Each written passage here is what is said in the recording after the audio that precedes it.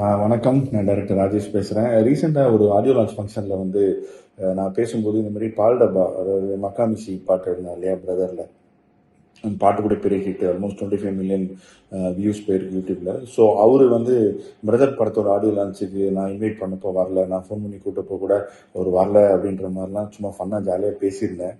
அது வந்து ஒரு சின்ன கான்ட்ரவர்சி ஆயிடுச்சு. ஸோ அது சம்பந்தமாக ஒரு சின்ன எக்ஸ்பிளனேஷன் கொடுக்கலாம்னு தோணுச்சு. ஸோ அன்னைக்கு அந்த ஃபங்க்ஷன் அன்னைக்கு அவரை எப்படியாவது கூப்பிட்டு ஸ்டேஜில் ஏற்றி அவருக்கு உண்டான ஒரு மரியாதை கொடுக்கணும், அவருக்கு உண்டான ஒரு ரெகக்னேஷன் கொடுக்கணும் அப்படிங்கிறது தான் என்னோட ஆசையாக இருந்துச்சு. ஏன்னா ஒரு யங்ஸ்டரு, நீ அவர் பாட்டு பெரிய ஹிட் ஆயிருக்கு.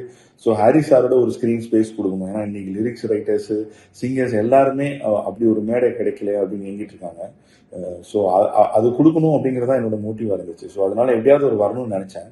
அவர் வர முடியாத ஒரு சுச்சுவேஷன் இருந்துச்சு. ஏன்னா அன்னைக்கு வந்து யூடியூபர்ஸோட ஒரு லைவ் ஈவெண்ட் இருந்துச்சு அவருக்கு. ஸோ அவர் வரலன்னு சொல்லிட்டாரு. ஆனால் அன்னைக்கு காலையில் வந்தார் ஃபங்க்ஷனுக்கு, பிரதர் ஆடியோ லான்ச் வந்துட்டு எல்லாருக்கும் ஹாய் சொல்லிட்டு அவர் கிளம்பிட்டாரு. எனக்கு என்னன்னா ஒன்றும் புரியல, ஏன் இந்த மாதிரி ஸ்டேஜுக்கு வரல, அதுக்குள்ள கிளம்பிட்டாரு. நான் விட்டேன், அப்புறம் ஃபங்க்ஷன் முடிஞ்சிருச்சு. ஸோ அதுக்கப்புறம் நேற்று இன்னொரு ஆடியோ லான்ச் ஈவெண்ட்ல நான் பேசும்போது அதனால தான் அப்படிலாம் சொன்னேன். ஆடியோ லான்ச் ஃபங்க்ஷனுக்கு லிரிக் ரைட்டர்ஸ்லாம் வரணும், சிங்கர்ஸ்லாம் வரணும்னு சொன்னேன்.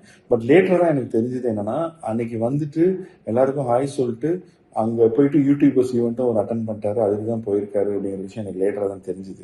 ஸோ அது இல்லாமல் இருந்திருந்தா அவர் கண்டிப்பாக நம்ம ஃபங்க்ஷன் ஃபுல்லாக இருந்திருப்பாரு அப்படிங்கிற விஷயம் எனக்கு லேட்டராக தான் கன்வே பண்ணாங்க. ஸோ ஒரு சின்ன மிஸ்கம்யூனிகேஷன் தான் இது. மற்றபடி அனீஷ்கிட்டையும் நான் பேசினேன், பால்டபாக்கிட்டையும்.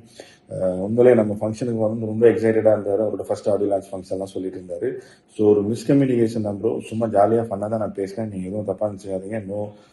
என்ன சொல்கிறது, உங்களை டிகிரேட் பண்ணும் அப்படின்னு எனக்கு எந்த இன்டென்ஷனும் கிடையாது. So take it easy bro, chill. நம்ம மீட் பண்ணலாம் ஃபர்தர் ப்ரொமோஷன்ஸில். Okay bro, thank you bro.